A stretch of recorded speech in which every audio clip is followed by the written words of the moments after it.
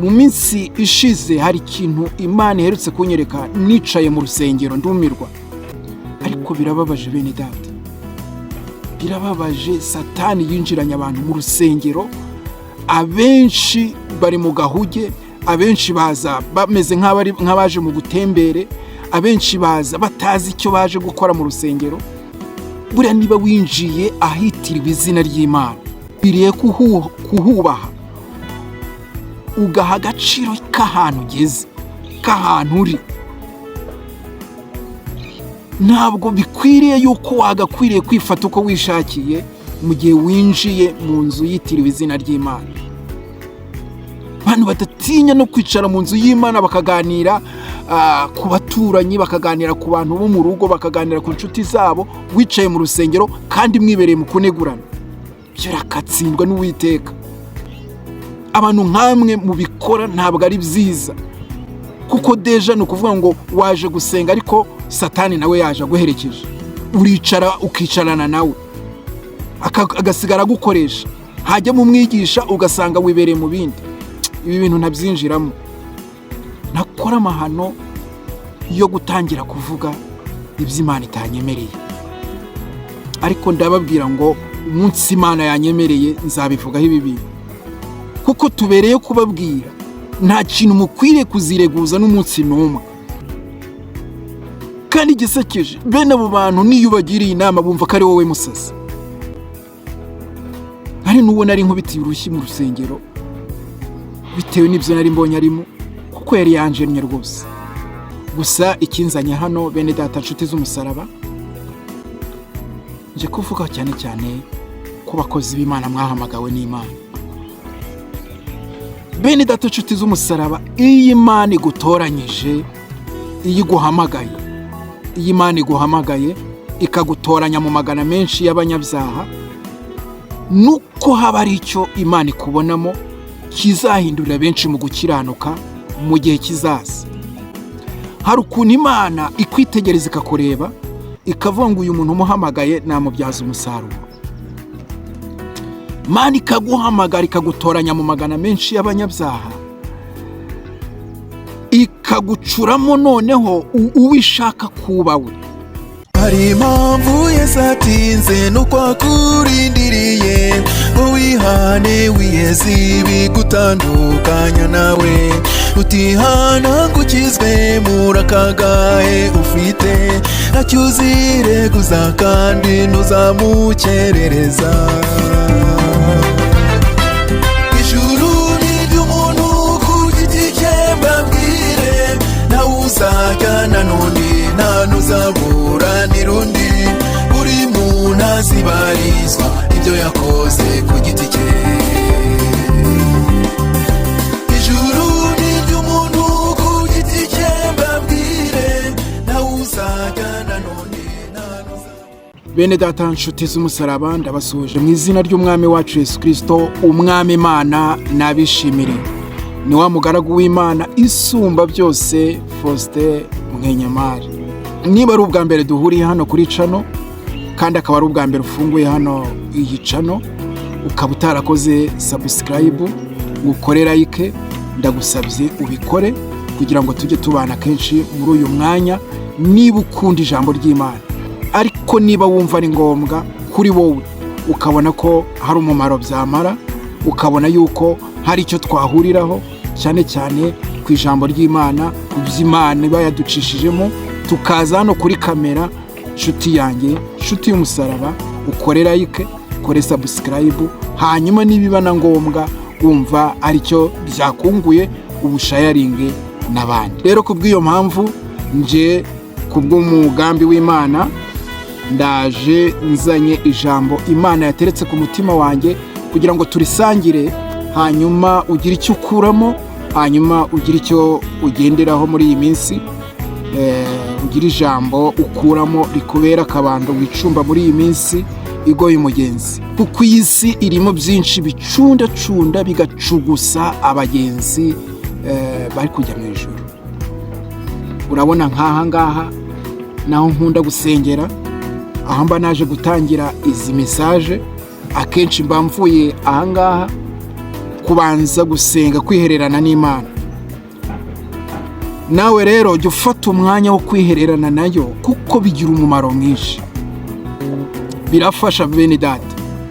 Ntabwo gusenga ukwiriye kuba umukristo wo ku cyumweru gusa, mu kazi wafata iminota 2 cyangwa 5 ukihererana n'Imana, kuko Imana ntibisaba ko wikwatagura uvuga amagambo menshi usobekeranye. Umwanya gusa wayihariye, umwanya uyiharira iwuha agaciro kurusha uko yaha agaciro wa muntu wibera mu kazi akikorera ibyo ashaka. Kandi igisekeje, uburira Imana umwanya wo kwihererana nayo, ukabura umwanya wo gusenga, ariko umwanya wo kureba kuri telefone, ureba TikTok, ureba kuri WhatsApp, wandika message z'urudaca, uwo mwanya ukawubona. Uko niko isi iteye, uko niko Satani ari gukoresha abantu, uko niko Satani ari gushyira abantu mu gahuge mu buryo bwinshi butandukanye. Niba mbeshyo uzantera amabuye, uzandika hano muri komenti urebe. Mu minsi ishize hari ikintu Imana iherutse kunyereka, nicaye mu rusengero ndumirwa, ariko si cyo kinzanya ahangaha kuko ntarahabwa uburenganzira bwo kuza kubivugira hano kuri kamera. Ariko nibigaruka kabiri Imana ikanyemerera ko nkwiriye kubivuga hano, nzabibabwira. Ariko birababaje bene data, birababaje. Satani yinjiranye abantu mu rusengero, abenshi bari mu gahuge, abenshi baza bameze nk'abaje mu gutembere, abenshi baza batazi icyo baje gukora mu rusengero. Kandi bene data, ntibyagakwiriye. Buriya niba winjiye ahitiriwe izina ry'Imana, biriye kuhubaha, ugaha agaciro k'ahantu ugeze, k'ahantu uri. Ntabwo bikwiriye yuko wagakwiriye kwifata uko wishakiye mu gihe winjiye mu nzu yitiriwe izina ry'Imana. Abantu badatinya no kwicara mu nzu y'Imana bakaganira ku baturanyi, bakaganira ku bantu bo mu rugo, bakaganira ku nshuti zabo, wicaye mu rusengero kandi mwibereye mu kunegurana. Byo rakatsindwa n'Uwiteka. Abantu nk'amwe mu bikora ntabwo ari byiza, kuko deja ni ukuvuga ngo waje gusenga ariko Satani nawe yaje aguherekeje, uricara ukicarana nawe agasigara gukoresha, hajya mu mwigisha ugasanga wibereye mu bindi. Ibi bintu ntabyinjiramo. Nakora amahano yo gutangira kuvuga iby'Imana itanyemereye, ariko ndababwira ngo umunsi Imana yanyemereye nzabivugaho ibi bintu, kuko tubereye kubabwira. Nta kintu mukwiriye kuzireguza n'umunsi n'umwe. Umunsi mwageze imbere y'Imana, bene data nshuti z'umusaraba, abenshi muzakorwa n'isoni, kandi bamwe na bamwe tubaziho gusenga. Ngaho wahagurutse wowe n'umuryango wawe, mwicaye mu rusengero, aho kugira ngo mukurikire umwigisha, mukurikire icyabazanye, ahubwo mwibereye mu bindi. Mwumvire nawe, abantu Satani yarabinjiranye, ubwonko bwabo abukoreramo mu buryo butangaje. Kandi igisekeje, bene abo bantu niyo ubagiriye inama bumva ko ari wowe musazi. Hari n'uwo nari nkubitiye urushyi mu rusengero bitewe n'ibyo nari mbonye arimo, kuko yari yanjennye rwose, ukabona nturi bwimuke ngo ubone ahandi wicara. Bene data inshuti z'umusaraba, mukwiriye kumenya aho mugeze mukahubaha. Nk'uko wene tuvuga urugero, nigize kujya muri stade mu gihe cy'irahira rya perezida, ngira ngo niba nibuka neza. Bene data, hariya hantu rimwe na rimwe ntiwaba wemerewe no gusohoka ngo ujye kwihagarika, kuko ndibuka nshaka kujya kwihagarika nakubwe baranyangira pe. Habuze gatoya ngo mbirangirize aho ngaho, mvuga nti bankubite bandemo ibisebe, ariko nere guturika uruhago. Ibaza aho ushaka kujya kunyara bakabikwangira kubera ko harimo ijambo rya perezida. Ibaza, ariko ibaza icyo kintu, ukinginga ugasaba imbabazi ukavuga uti birakomeye nimutinda ndabisoreza ahangaha wenda mu nyice. Baje kundoherera ku munota wa nyuma barandekura ndagenda, ariko ntabwo nigeze ngaruka. Ugira ngo wagaruka ukinjira se bakagukundira, baba bazi se uvuye hehe, baba bazi uvuye gukora iki. Ariko umuntu arinjira mu nzu y'Imana akikorera ibyo yishakiye. Reka ndekeraho gusa ikinzanye hano bene data nshuti z'umusaraba, nje kuvuga cyane cyane ku bakozi b'Imana mwahamagawe n'Imana. Bene data nshuti z'umusaraba, iyi Imana igutoranyije, iyi Imana iguhamagaye ikagutoranya mu magana menshi y'abanyabyaha, nuko haba ari icyo Imana ikubonamo kizahindurira benshi mu gukiranuka mu gihe kizaza. Hari ukuntu Imana ikwitegereza ikakureba ikavuga ngo uyu muntu umuhamagaye namubyaza umusaruro. Imana ikaguhamagara ikagutoranya mu magana menshi y'abanyabyaha, ikagucuramo noneho uwishaka kuba we.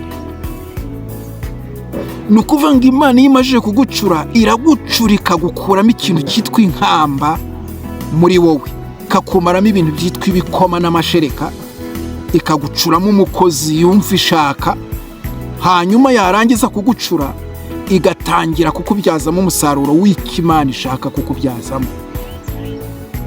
Ni ukuvuga ngo iyo imajije kugucura, imajije kukumaramo inkamba, noneho irongera ikaguhagurutsa ikagutuma muri b'abanyabyaha yagukuyemo kujya kubabwiriza ubutumwa bwiza, kugira ngo bahinduke nabo bamenye ukuri, hanyuma nibamara kumenya uko kuri kuba bature nabo bakurikire Kristo Yesu, bakurikira Imana yabaremye. Ni ukuvuga ngo muri icyo gihe rero Imana itangira kugendana nabo mu buryo budasanzwe, nitangira kugutuma, nitangira kukubwira ibyo ukwiriye kuvuga, nitangira kugukoresha imirimo n'ibitangaza bitewe n'icyo Imana yaguteretsemo. Itangira ikuramiza ibiryo byoroheje, igatangira ikuramiza ibiryo byoroheje, ikagendana nawe ireba uko witwara, ikagenda iguha amabwiriza ukwiriye kugenderaho. Iyo utangiye kubona uri mu murongo wayo rero, noneho ni hahandi nyine gucura, noneho igatangira kukuramiza ibiryo bikomeye, kubera ko haba hari urundi rwego uba umajije kugeramo. Ni ukuvuga ngo iyo rero imajije kubona ugeze ku kigero yumva ishaka, itangira kugukoresha rero sasa ibikomeye, itangira kugukoresha ibikomeye, nitangira kuguha amasezerano atandukanye, itangira ivuga yuko izabana nawe, igatangira ivuga ko izagendana nawe, itangira ikubwira ibyo ukwiriye kuvuga, igatangira ikubuza ibyo ukwiriye gukora, ikakubuza ibintu byinshi bishobora gutuma uva mu murongo. Reka dusome amagambo Imana yigeze ivugana n'umugabo witwa Yeremiya mu gitabo cy'umuhanuzi Yeremiya. Reka dusome mu gice cya mbere uhereye ku murongo wa 4 n'uwa 5. Ni mirongo ibiri yonyine.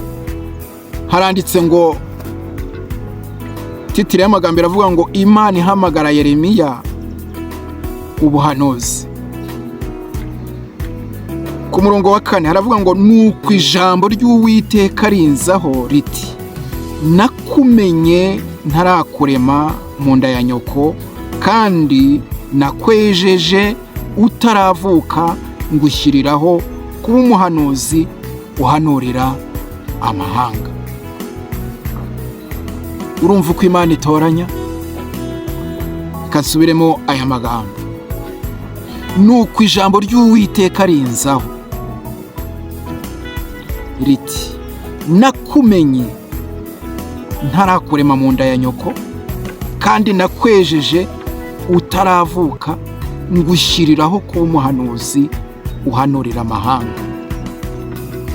ndimo ndavugana n'abantu Imana yahamagaye, ndimo ndavugana n'abantu Imana yimitse ikabimikisha amavuta yayo.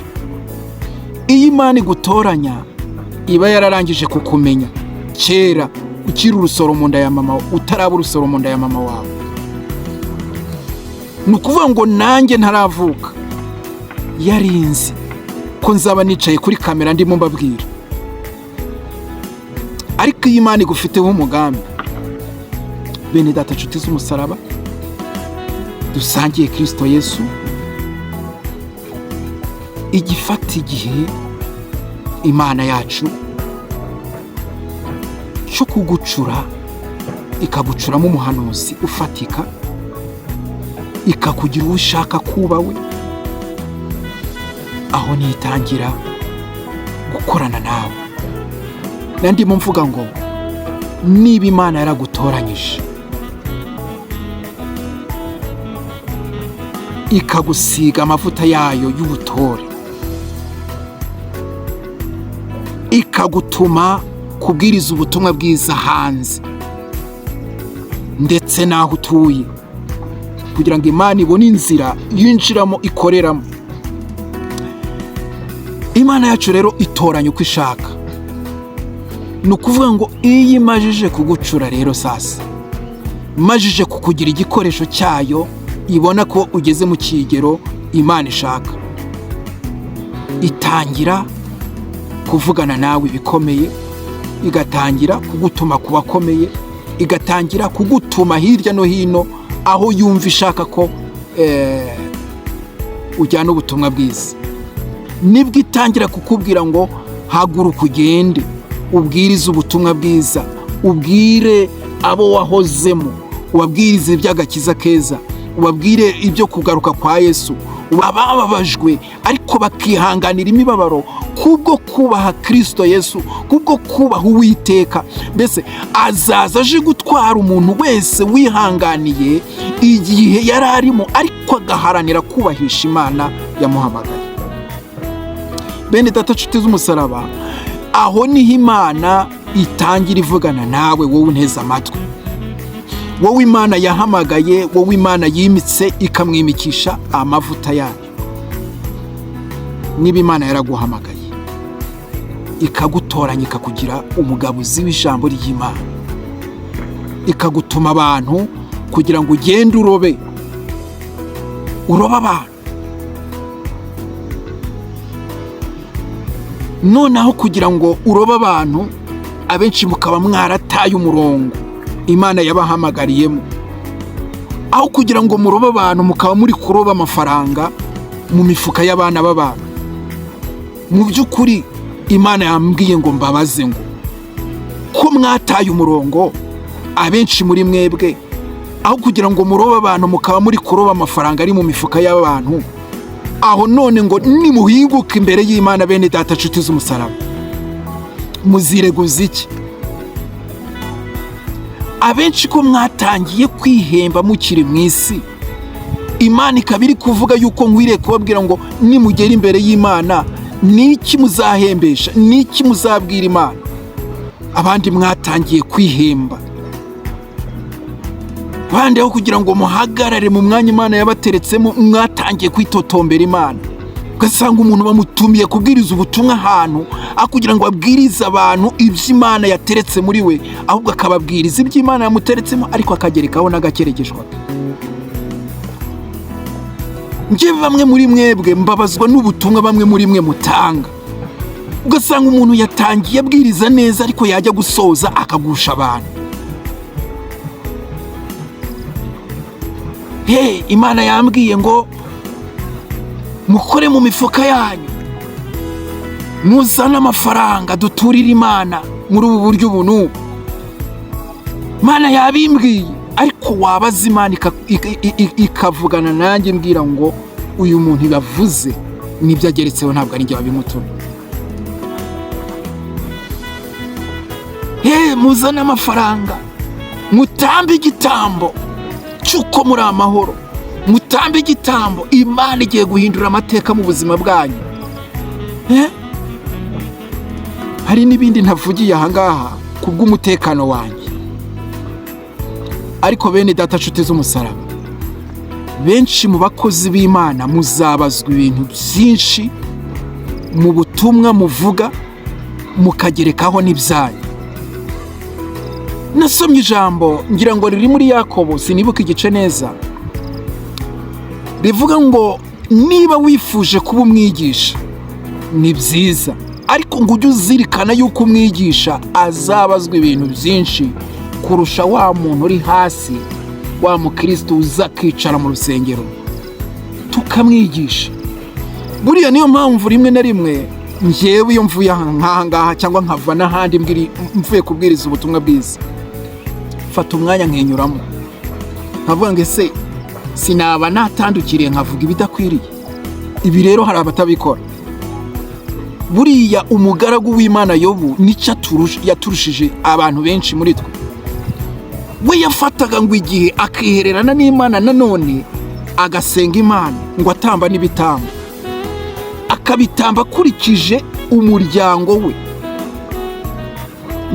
Niba yari afite abana nk'icumi, agatamba buri ibitambo bihura n'umubare 10, ngo asaba Imana imbabazi, byibura ngo zaho yaba yatandukiriye akavuga ibidakwiriye, akavuga ibidahuye n'ibyo Imana yamubwiye, cyangwa se ngo abana be bakaba bavuze ibidahuye n'ibyo Imana ishaka, akabatambira ibitambo byo kugira ngo Imana ibeze ibatunganye, hanyuma yaba mu rugo rutazamo amakuba, yaba ku bana be batazaho urubanza, mbese icyitwa umugisha Imana yateguye aho hantu kitagibwaho n'inkomyi.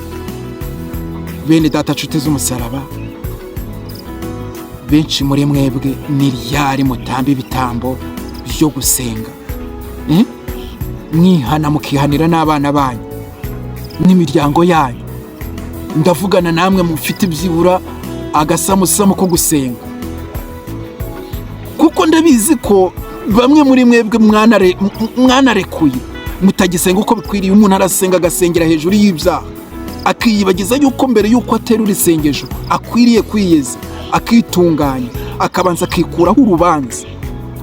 Bene data, nongere mbivuge, niba Imana igusezeranyije ikintu runaka, ikakubwira yuko izagukorera ikintu runaka, ukaba wiyiziho umwanda w'ibyaha runaka, nkugiriye inama wajya wiyeza ukitunganya, kuko igiteye Imana kuvuga ibyo burya ibigira ngo wisuzume urebe ngo ese Imana imbwiye ibi ngibi ngewe uhagaze gutya, aho none Imana izabizana ameze ntya? Ushobora kuba uri umujura, uri n'umugambanyi, uri n'umucuraguzi, cyangwa se uri n'umurozi, cyangwa se uri n'umusambanyi n'ibindi byinshi ntiriwe ndondorera aha ngaha. Ni ukuvuga ngo iyo ugize amahirwe Imana ikakubwira umugambi kugambiriyeho, ntugire ngo bizaza ukicaye muri ibyo byaha. Neva, ndaguhakaniye. Bantu mwicarira ijambo rivuga ngo Imana yavuganye nanjye iki n'iki izagikora, ukagenda ukiyicarira gusa, ndaguhakaniye uzabirindira, uzatagangara. Ntabwo nigize mbabwira ukuntu rimwe na rimwe Imana yajyaga ivugana nanjye ibintu byinshi, noneho rimwe ikambwira ngo naje mbizanye ndakubura. Nibaza, Imana ibura umuntu gute? Imana ibura umuntu gute ari mu isi kandi ariyo yamuremye? Naho kumbi ngo yarazaga igasanga yenda nibereye mu rwenya rw'amagambo atayihesha icyubahiro, igasanga nibereye mu magambo y'ubupfapfa. Ntabwo Imana yacu ikorera mu kavuyo k'ibyaha. Iyo igusezeranyije ikintu igikora kubera ko ibona ko hari urugero ugezemo. Rero nari nkuzaniye ubutumwa, wowe unteze amatwi, umuvugabutumwa, mupasiteri, uko waba umeze kose, ibyo ari byo byose, hari aho Imana yagukuye, hari n'aho ikugejeje. Ariko Imana iri kuvugana n'abantu mwahamagawe, ikabatoranya, ikabagabira umurimo wayo kugira ngo mugabure ibyayo. Yambwiye rero ngo mwirinde yuko buri muntu yazahinguka imbere y'Imana hanyuma yamubaza icyo yakoze agatangira kwireguza ngo urabona mana, byari bimeze gutya na gutya, nari mu bukene bumeze gutya, nirwanaho muri ubu buryo, none mana urabizi ko nta kindi cyaha nakoze ibi ngibi ari ukurirwanaho.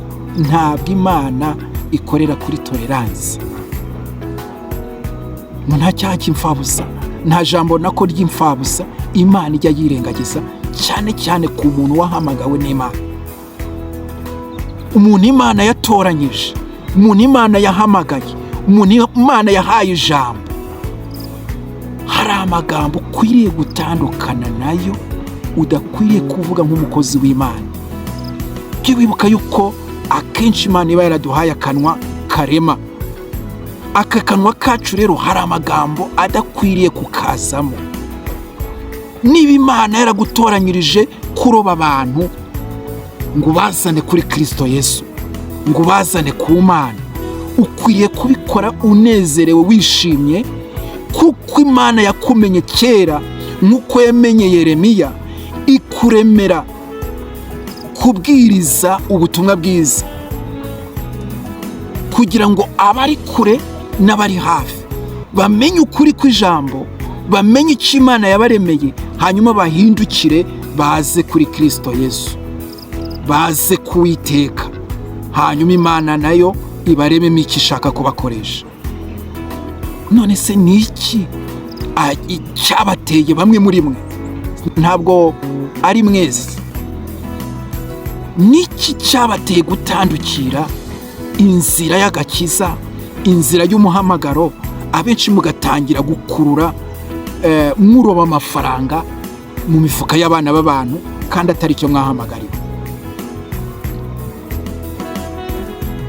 Ni iki cyabateye kugira irari ry'iby'isi kurusha kugira irari ry'iby'ijuru? Bene data nshuti z'umusaraba, mugire ubwenge. Ntabwo mbabujije cyangwa se ntabwo Imana ivuze ku byo abantu babaha ariko mutabibaturumbuyemo. Hari igihe umuntu ashobora kuguha ariko akoreshejwe n'Imana, ariko hari n'ibyo abantu baguha ubibambuye we kubwo kwitwaza yuko Imana ivuganye nawe. Niba uzi neza yuko ukora iki kintu ukakigambirira, ukagicura mu mutima wawe, ukitwaza Imana, nshuti yanjye, mbaye ngusezereye, mbaye nguhaye intashyo, nsuhurize abari kwa Satani. Uzansuhurize abari kwa Satani, kuko umunsi wowe Imana yagukanze ntabwo izakubabarira. Icya mbere cyo izaguhanira yuko wayibeshyeye.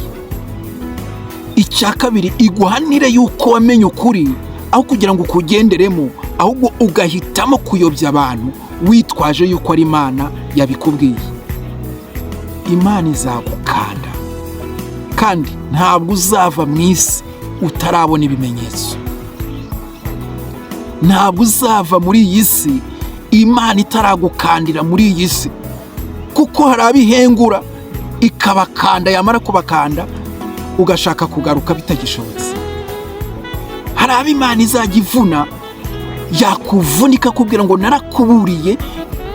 Buri kintu nkundira Imana, igucyaha rimwe nk'umubyeyi, kakubwira ngo mwana wanjye witandukiriye inzira siyo naguhamagariyemo, wikora ibi bintu bihabanye n'ubushake bwanjye, kora ibi ngibi nzakugirira neza, nzaguha umugisha.